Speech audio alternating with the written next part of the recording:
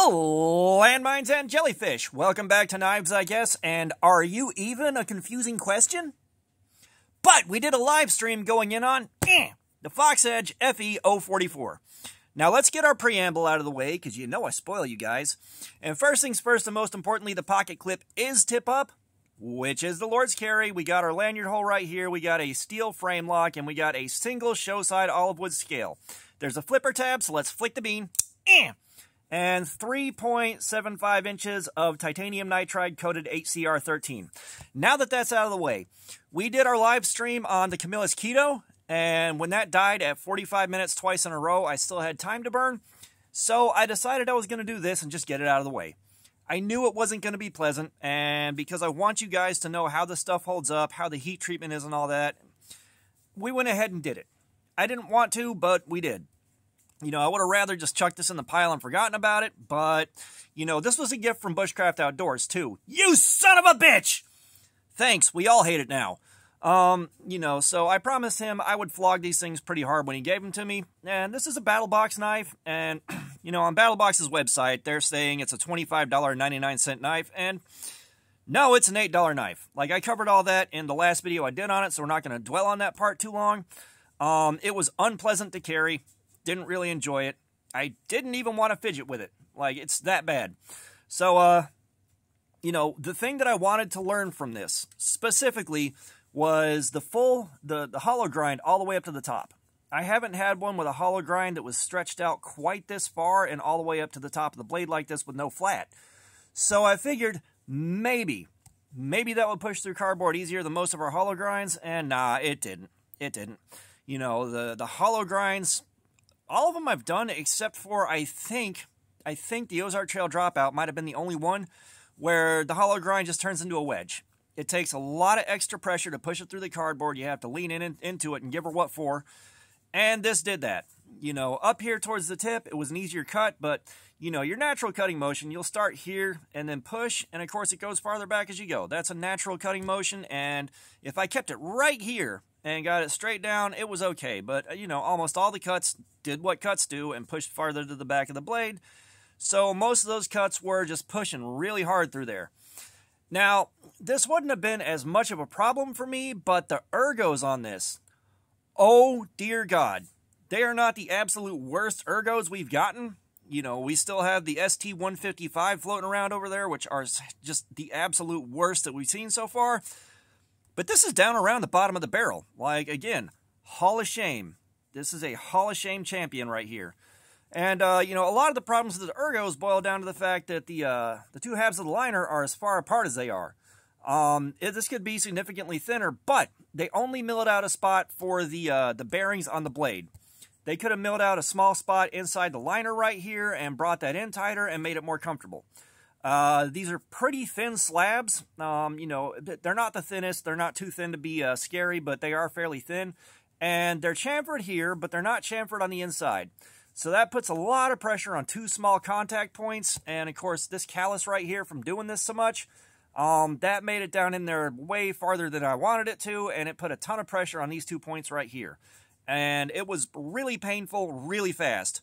Like, once it started really setting in, I really wanted that 2.5-hour session to be over with, and yeah, it went for about 2 hours and 20 minutes, and it started on a weaker factory edge than a lot of knives that we do, so that extra 10 minutes, not really a surprise, you know, and this was kind of just going straight through with no real long breaks or anything like that.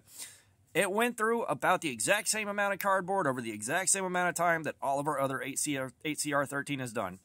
That stuff is like clockwork. You know, and of course that's because HCR heat treatments are just, we know how to heat treat it. It's very, very consistent. The guys that are making and treating the HCR 13, those huge batches, it's just very, very consistent. You know, if you buy HCR 13, you kind of know what kind of edge retention you're going to get. So, you know, we went in there and, you know, it's one of those things too where it was wearing very slowly, and then once it hit a certain point, just went right off a cliff. And just in that last 30 minutes or so, like HCR 13 does, you can kind of watch it deteriorate in real time. You know, and I can't wait to get our edge sharpness tester. All I'm waiting on is for YouTube to pay me, and then we can do that, and we'll get better real-time data on how these things wear as we go. I can't wait. I'm sure you can't wait. Oh, it's going to be a good day, and it's coming so soon. So soon. And I don't know if we took a look at the weight on this thing. Like, it's a little heavy just due to being a steel frame lock. But since we're here and I've got a scale, let's take a look at it. Okay. 4.69 ounces.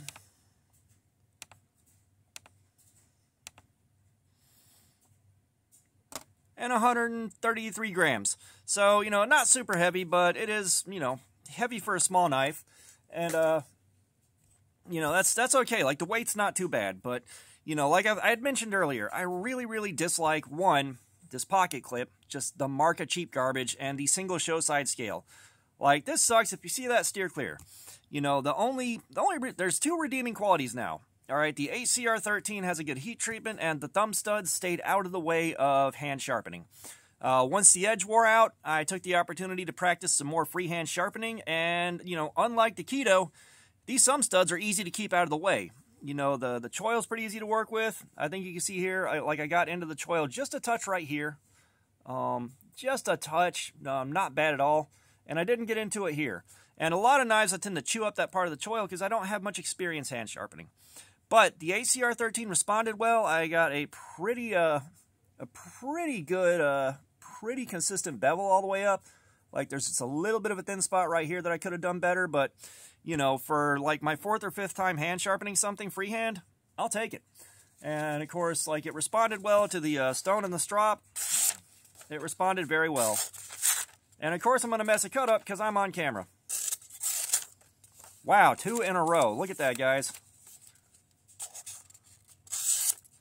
There we are, that's better. Yeah, so I tried to cut too far away from where I was holding it. Yeah, so I mean, I did a good job sharpening it. I'm happy with it. It shaved, it did all the things, so it responded to the sharpening really well.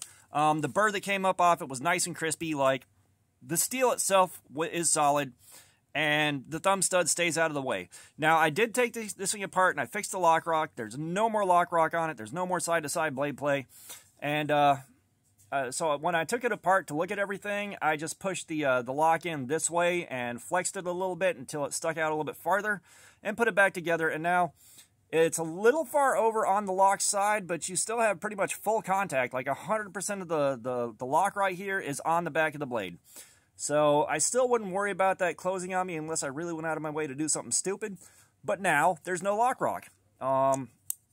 You know, and it functions smoothly. And if we would have had that out of the box, like as it was when I got it, I would have been happier with it than I was. You know, that lock rock was just really annoying. The thing felt stupid cheap. Now it just feels cheap. It doesn't feel incredibly cheap. But, you know, still, it's an $8 knife. But, you know, when you've got lock rock and you can take a look at it and see what's going on there, especially with a liner lock or a frame lock, you've got a chance to fix it just by pushing the lock in a little bit farther that way. A lot of us know that, but some of us don't. Some of us are intimidated by fixing stuff like that, but it's not hard to do. So you guys know I love sharing what happened with Cardboard Slayer afterwards. You know I love these aftermath videos. So that's what happened with this thing and how it performed. Ergos suck. Blade steel's solid. Everything feels cheap. But that's all I got to say about it. So thanks for looking at my crap. Subscribers, you guys are awesome. I appreciate you so much. There's so much gratitude right there. Y'all have got me over 2K. Y'all have gotten me to monetization. Y'all have done a lot for me, and I appreciate it so much. A subscription goes a long way. And comments, I love some feedback. Let me know how much you hate this thing now. And all that being said, y'all have a nice day.